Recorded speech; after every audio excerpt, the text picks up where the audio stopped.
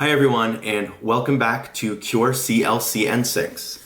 My name is Paul, and my 7-year-old son Paxton was diagnosed with an ultra-rare genetic mutation on his CLCN6 gene in January of 2024. In today's video, I want to talk a little bit about our journey to his diagnosis and where we are now and where we would like to go. So, in the last video, I went over our autism journey because that's really where this started, and that might be a good place to pick up. And I'll just do a brief recap.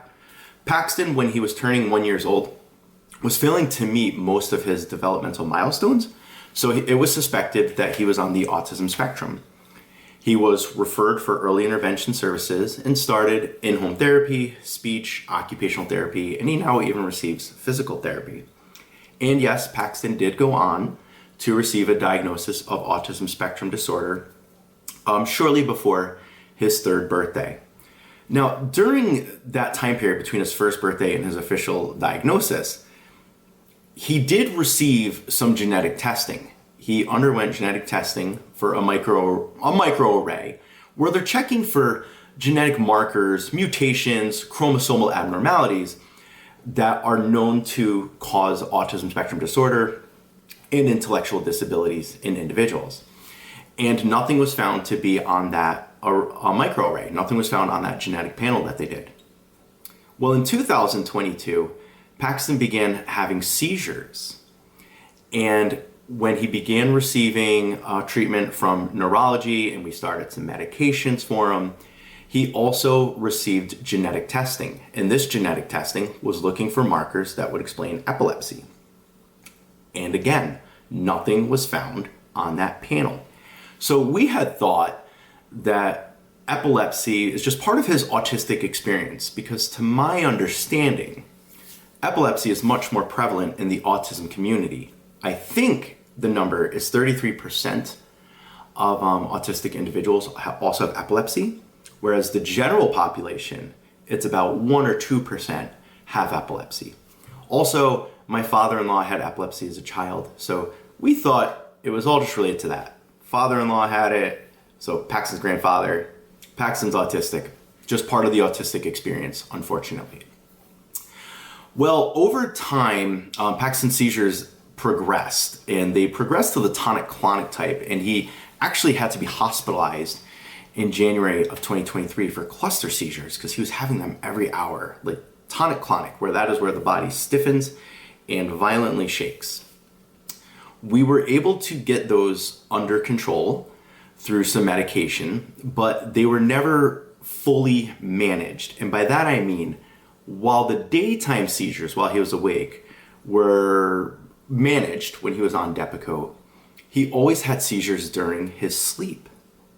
Every night, he would still have seizures while he sleeps. And the neurologist explained that the brainwaves change when we're sleeping, and that is likely what was causing it.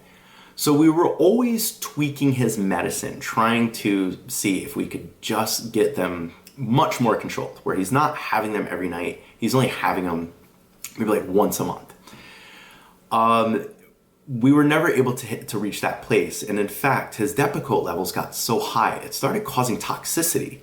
So he had to come off of the Depakote, and he's now on some other, medications, which are causing some side effects, for him. Just like the Onfi, when he first started that in January of 2023, prior to the hospitalization, that is, he was having some bad side effects. So in about November of this past year, 2023, our neurologist said she wanted to refer us to an epileptologist because Paxton has what they call refractory epilepsy, meaning he's not fully responsive to the medications. It is working and helping, but it's not fully controlling his seizures. So the epileptologist was going to discuss with us non-medical interventions, meaning surgical options, and he also wanted to run another genetic panel. He wanted to do whole exome sequencing. And I remember when I got a call from the genetics team to schedule this testing, they were going to need a blood sample from Paxton, myself, and my wife.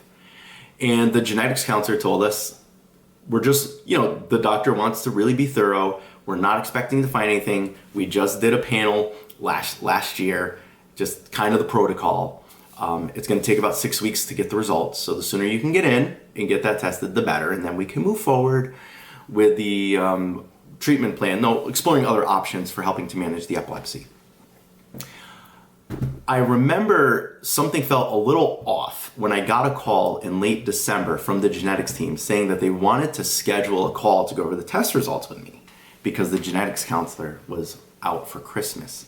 So we had scheduled that call for early January. It was right before the winter break was ending for the kids. I think it was the day before they went back to school. So early January. And I thought it was a little odd. I remember kind of like emailing my dad and saying that I was a little nervous that, this call was coming up, because why wouldn't they just tell me that nothing was found? Why do they need to do a phone call? But I didn't think too much of it because I didn't really know what they were going to be like testing even further. I kind of thought too, we've done 2 rounds of genetic testing. What else could they find? Well, during that phone call is when the genetics counselor did tell me that they did find a mutation on Paxton's whole exome, and it was on the CLCN6 gene. It is a chloride channel, and I believe CL stands for chloride, CN for channel, and 6 is because it's the 6th one that we have. And as you start processing this information, you, as a parent, you're like, okay, so he's got a mutation that's causing his challenges, including the epilepsy. What's the next plan? What are we going to do about it? And the genetics counselor said, there's currently no treatment and no cure available. There's very limited literature on these cases because at the time there was only about 4 known cases. Paxton probably would have been about the 5th one. And when I say at the time, I'm talking about January of 2024. And the genetics counselor just said, there's, nothing that can be done. We'll follow up with you in 2 years. Make sure you keep pushing him in his different therapies, physical therapy, occupational therapy, speech, ABA therapy, because that could help to slow down neurodegeneration if it happens. And I remember her telling me we should hope that there isn't neurodegeneration, but don't be surprised if it does. And you can probably see the emotion in my face and hear my voice starting to change, because since that moment, since that day, that phone call, our lives have not been the same. Paxton had always had his challenges, but it never seemed like it was anything we couldn't manage. But when you're told that your child has a mutation that is neurodegenerative and that there's nothing that can be done, it's absolutely devastating. Because how do you accept the fact that you have to sit here and watch your child regress before your eyes and that you're powerless to stop it?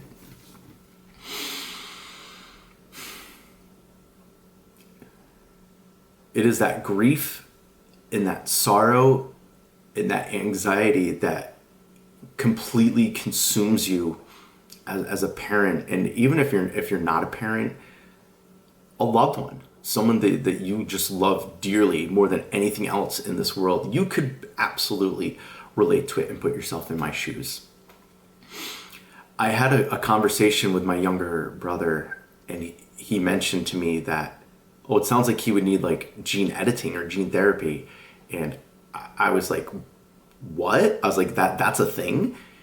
And he told me, he's like, well, yes. He's like, but you can't just go in and get it done. He's like, it's still a relatively new field, but we do know that it is possible. So since that time, I was on a relentless mission to do anything and everything I could in my power to get Paxton the help that he needs. And I was listening to podcasts, watching YouTube videos, just Googling gene editing, gene therapy, and consuming as much as I could. And I remember seeing a video by Fyodor Erdov, who works at the Genomics Institute in Berkeley. Berkeley, California, and he works with one of the ladies who won the Nobel Prize for developing the CRISPR, or identifying and developing the CRISPR technology that shows us that gene editing is possible. So Paxton's mutation is what they call a single base mutation, meaning one of the letters in his DNA is switched. And to cure him, it would have to be switched back. So good news, you could theoretically go in and cure him or any other person's mutation. Bad news is that this technology, while it's available, has not widely been vetted and thoroughly tested yet. So it's not an option for him to go in and have his DNA where they literally do like a cut and replace, where they can actually go in and change his DNA at this time. Perhaps in the future, if that's, if things advance quickly enough, that could be an option for him. But there are other options with gene therapy. There are other options. And just to let you know how new the gene therapy field is, the very first FDA-approved gene therapy was in December of 2023. And that was to treat sickle cell anemia patients using an ex vivo approach. Ex vivo means outside the body. So they extract the cells from the sickle cell patients in a petri dish, and they essentially are providing like a functioning copy. It's a bit more complex than that. I'm really simplifying it here. And then they inject it back into the patient, and the patient now has a functioning copies of their genes. Again, that is a very simplified version. I encourage you to look up the sickle cell anemia gene therapy option, because it's also pretty rigorous. These individuals have to undergo chemotherapy to destroy all of their cells that are creating these sickle cells, I believe. I could be wrong there. But my point is that the very first FDA-approved gene therapy was in December of 2023. We're talking weeks after Paxton got his diagnosis. And today, in September, we're 10 months after? We're not even a year. So that means the future is bright for individuals like Paxton, for individuals with genetic mutations, individuals who are alive right now and don't even know that they have a genetic mutation, and for all the individuals who are going to be born with genetic mutations. They now have a brighter future than we ever thought was possible. But it's still going to take a long time before this becomes a reality for everyone. Not only because of the process of developing these therapeutics, but the expense that's involved. And I'm going to come back to the expense in a little bit. I want to go back to treatments for Paxton, because we know sickle cell now has an option. There's things like Rett syndrome, Duchenne's muscular dystrophy. Things are being trialed for some of these more known mutations. And that is wonderful news for these individuals, for their families, and for society as a whole, because it really advances like the gene therapy field as a whole. But what about kids like Paxton, who at the time I got the diagnosis, he was one of 4 known cases in the world? Well, there's a place in Massachusetts, at the University of Massachusetts at Worcester, which is about 60 miles west of Boston. They have the Chan Medical School, and within the Chan Medical School, they have their Hore Gene Therapy Center. That institution works with individuals like us, like Paxton, who have these ultra rare diseases, to help create and clinical trial gene therapies. So you now see me starting to smile, because we have entered an agreement to build and develop a gene therapy for Paxton. Now, that gene therapy, as I mentioned, it is not going to be a gene editing where they correct the base mutation, which in a perfect world, we could take a magic wand and go to Paxton and anyone else who has a genetic mutation, and you could correct it. And while the technology exists to do that today, we could take Paxton today, bring him into a lab, and correct his mutation and he would quote unquote be cured. That's not possible because they are still weighing out the long-term consequences. And by that I mean the accuracy and the efficiency of these gene editing technologies, because we have a lot of genes in our body that help with our immune system, specifically with suppressing cancer and fighting cancer. So the concern is that until the gene editing technology is advanced enough to be precise, that if you have off-target edits, you could have individuals who are going to start developing cancer in the coming years at an uncontrollable rate where it's not going to be able to be combated with the current technology that we use to fight cancer.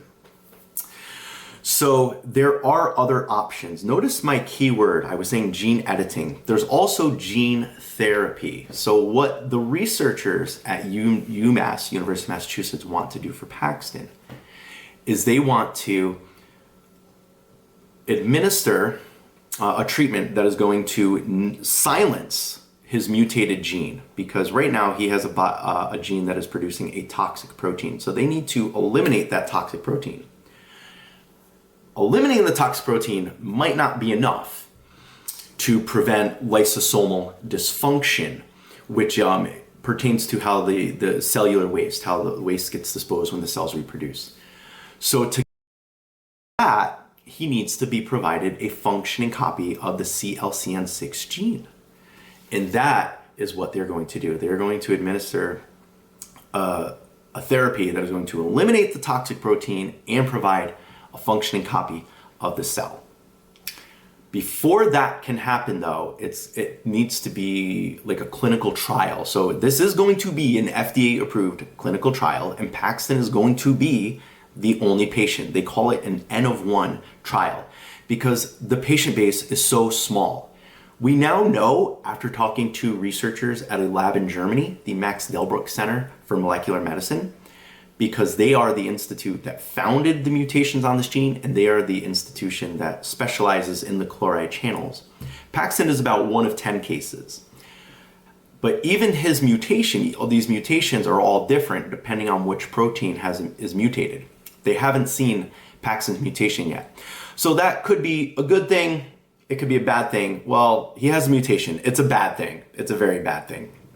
But how bad kind of is unknown. It's bad. It's just how bad is unknown, because some of the children that they have documented have unfortunately already passed away from their mutation. And that is where this becomes a very critical race for time. So again, looking at good news, bad news. Bad news is it's going to be about 3 years until Paxton can receive the medicine. Good news is that time has already started. So that clock is already running. By my rough estimate, I think we're probably about 35, even 34 months until Paxton can receive that medication. So a lot of reason for optimism. So how did we get here? Through whole exome sequencing, because Paxton had epilepsy that is not fully responsive to his anti-seizure medication. Where are we now? We are working with the University of Massachusetts to develop a gene therapy for Paxton that will be an FDA-approved clinical trial and will also be able to help anyone else who happens to be born with a mutation on the CLCN6 gene, but also could apply to other chloride channels. And the findings are also going to help support the gene therapy field as a whole. It is going to cost a significant amount of money for our family, and this is where we are going to need help. This is where we have started a fundraising campaign for Paxton, because to administer the medicine, and Paxton's going to need two doses. To administer the medicine, they use a vector called an adeno-associated virus, an AAV. It is a defunct virus, and viruses are very good, exceptionally good at infiltrating the human cells. And that is how they deliver these medicines. They use these viruses. So they take the therapeutic, which is microscopic. I don't hold my hands up, but you can see it. They put it in the cell, and then they inject the cell into the human, into the subject. And each one of these cells cost about $1.5 million. Yeah, $1.5 million. And I go back to that time in early January when I first found out about his diagnosis. And I was watching a YouTube video by Fyodor Erdov at the Genomics Institute in Berkeley. And he was giving a TED Talk, and he was saying that this technology does exist to cure people of genetic mutations, which would be a really cost-saving treatment. Because think of all the therapies that individuals would no longer need, all the support that they would no longer need once they are able to have their genes corrected. But as he stated, it's going to be out of reach for most families. And he did say it costs between $1 to $2 million to create these vectors.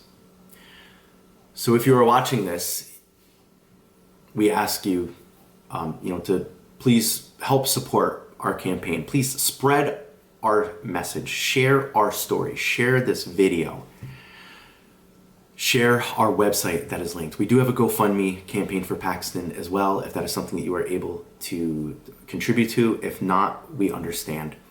And we just ask you to share and raise awareness of Paxton's challenges, raise awareness of the gene therapy field as a whole.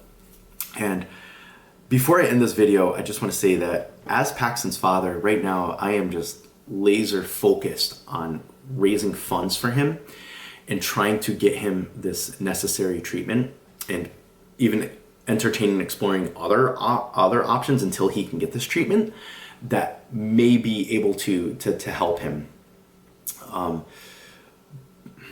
But I really kind of feel a calling to, once we're able to get Paxton the help he needs, that I want to be able to help other families that are out there who have received these heartbreaking diagnoses, that their child has a genetic mutation and that there's no treatment and no cure. Because the truth is, there is a treatment and there are cures, but they just have to be designed and tailored for each individual until the gene therapy field advances enough. And these families need support and they need guidance. And we need to be in a place where it's available to all families, to all individuals, not just the wealthy, not just the individuals that happen to be, more fortunate. I'm confident that the technology is going to advance, and is going to advance rapidly in the coming years. But where I would like to be able to contribute in the future is with helping to make AAVs more affordable, for families. So kind of my mission of Cure CLCN6 is, once I'm able to get Paxton the help he needs, is being able to help any other family out there, regardless of what that mutation is. If they are in need of raising funds, raising awareness, I want to be here for you. Because no parent should have to hear that there's currently no treatment and no cure available for your child who has a genetic mutation, for your loved one that has a genetic mutation. Because as we know, the technology does exist. It may not be readily available for your child, but it does exist. And with advocacy, fundraising, and support, we can create a better future for everyone. So, I thank you very much for tuning in, and I look forward to speaking with you again in the near future. Goodbye.